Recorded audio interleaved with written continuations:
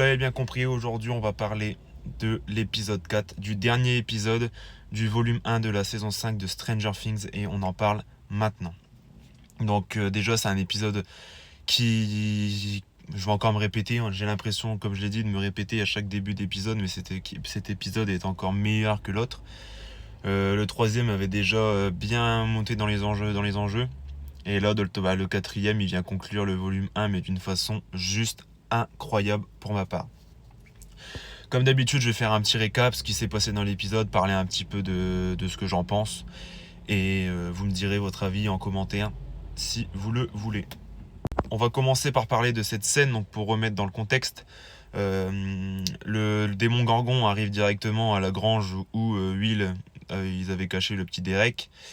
Will est à nouveau dans un état de transe et on remarque que quand le démon Gorgon subit un choc, on lui fait du mal, Will ressent la même douleur. Ce qui est très important, ça veut dire que Will est connecté au démon Gorgon, à peut-être tous les démons Gorgons, comme on va le voir dans la fin de l'épisode. Donc on sait qu'il va être connecté à l'ensemble des démons Gorgons et il va être connecté totalement avec nous. Sauf que dans cette vision, il a une nouvelle vision et il voit tous ces enfants, tous les enfants qui ont été pris par Vecna. Donc là on en voit 3. Normalement dans la vision de Will on en a vu 4. Mais à la fin on sait que Vecna, son vrai plan à lui, c'est qu'il lui en faut 12. Il faut 12 enfants pour accomplir son plan qu'on ne sait pas vraiment encore. C'est de conquérir la Terre, je suppose. On verra bien ça par la suite, mais en gros, ouais, Will voit cette image où on voit même Holly qui est bien prisonnière de l'emprise de Vecna. Ensuite, on voit que l'armée vient chercher tous les enfants d'Hawkins. Donc ils viennent chercher tous les enfants d'Hawkins, ceux qui restent, pour les mettre soi-disant en lieu sûr. Car leur but, en gros, c'est un truc à la con quand même, parce que ils veulent se servir des enfants comme appât. Donc comme appât pour attirer Elf, ils croient toujours que Elf c'est bien elle la méchante, que c'est elle qui veut ils savent pas si elle veut vraiment les protéger ou leur faire du mal, mais ils sont toujours persuadés que c'est Elf le problème à tout ça, mais ils ont aucune idée de l'existence de Vecna pour le moment. L'armée est dans le flou total et commence à faire n'importe quoi dans cet épisode. Honnêtement, c'est de plus en plus débile de leur part.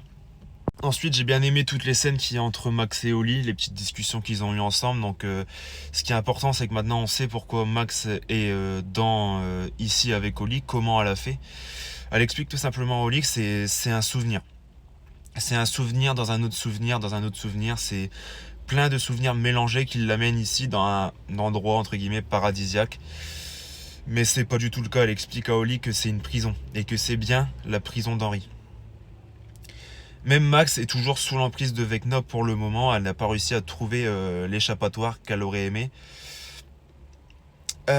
Comment dire, elle doit à tout prix trouver la sortie pour revenir à la vie déjà, pour revenir dans le monde réel. Comme elle dit, elle était morte pendant quelques instants, mais elle est revenue à la vie. Quelqu'un l'a ramenée à la vie. Elle a senti qu'on l'avait ressuscitée et elle a entendu sa musique préférée. Elle a décidé de le suivre. Ça l'a menée dans plusieurs endroits différents. Elle s'est réveillée dans le labo où on avait fait les expériences sur Elf, donc dans la salle arc-en-ciel, rappelez-vous, où Vecna avait tué tous les autres enfants sauf Elf. Ensuite, elle quitte le labo, elle tombe dans une autre pièce. Elle remonte 30 ans en arrière, donc en 1959, et elle voit une sorte d'invitation à une soirée. Et elle voit le prénom Henry. Donc c'est là qu'elle comprend qu'elle est toujours emprisonnée par Henry. C'est bien le monde d'Henry, c'est bien les illusions d'Henry. Elle est toujours sous son emprise. Comme elle l'a dit, en suivant cette musique, ça l'a conduit à des scènes, des souvenirs qu'elle aurait peut-être préféré oublier, mais malheureusement, ces souvenirs-là l'ont aidé à presque trouver malheureusement la sortie. Ouais, donc Max était tout près de la sortie. En fait, elle s'est rendue dans l'ancienne maison de Henry. Elle a monté les escaliers et elle s'est retrouvée dans le même endroit, dans la deuxième dimension. Mais elle avait, en suivant cette musique, un portail s'était ouvert et elle se voyait dans le lit d'hôpital sous le coma. Donc, et elle sentait même, ce qui est important, ce qui est touchant, c'est qu'elle sentait même Lucas qui lui tenait la main, qui était tout le temps là pour elle, elle le sent et elle le sait qu'il a toujours été là pour elle, même si elle est dans le coma malheureusement. Lucas sera toujours là pour elle et ça la touche vraiment. Et c'est ça qui est beau. J'ai bien aimé ce moment-là, ces moments un petit peu d'émotion qu'elle a eu. Et c'est super cool en espérant qu'elle revienne vite à la vie et qu'elle ne reste pas bloquée dans ce souvenir à tout jamais. Mais malheureusement, comme je l'ai dit, elle était tout près de la sortie. Mais la musique qu'elle aimait, donc elle s'est arrêtée d'un seul coup, le portail s'est fermé. Et elle est tombée directement sur Henry qui lui voulait du mal, donc elle a décidé de courir, comme elle a dit, j'ai couru autant que j'ai pu. Et elle est arrivée à cette fameuse grotte où elle s'est réfugiée. Et elle dit qu'elle se rappellera toujours son regard car Henry ne pouvait absolument pas rentrer dans cette grotte. Il était terrifié quand il regardait cette grotte. Donc pourquoi il a eu peur? On ne sait pas pour l'instant. J'en ferai une théorie tout à l'heure. J'ai une vidéo que je vais sortir où j'ai quelques théories à proposer de pourquoi il est terrifié par cette grotte. Mais pour l'instant, c'est vrai que ça reste une question très intéressante et très pertinente. Je suis aussi content qu'on retrouve... dans cet épisode, on a vraiment... pour moi, on a retrouvé le vrai Dustin, celui qui se pose, celui qui réfléchit, intelligent comme toujours. Le mec, il a réussi à remarquer que le mur, en fait, il entourait totalement la ville d'Hawkins dans le monde à l'envers.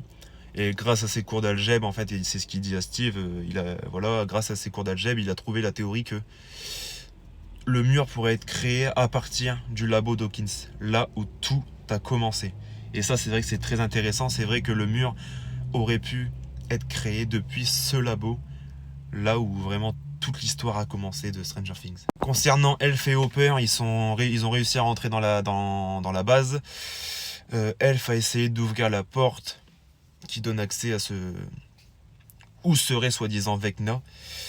Malheureusement, les ultrasons sont revenus en termes de sécurité, ce qui a donné encore une paralysie à Elf, impossible d'utiliser ses pouvoirs.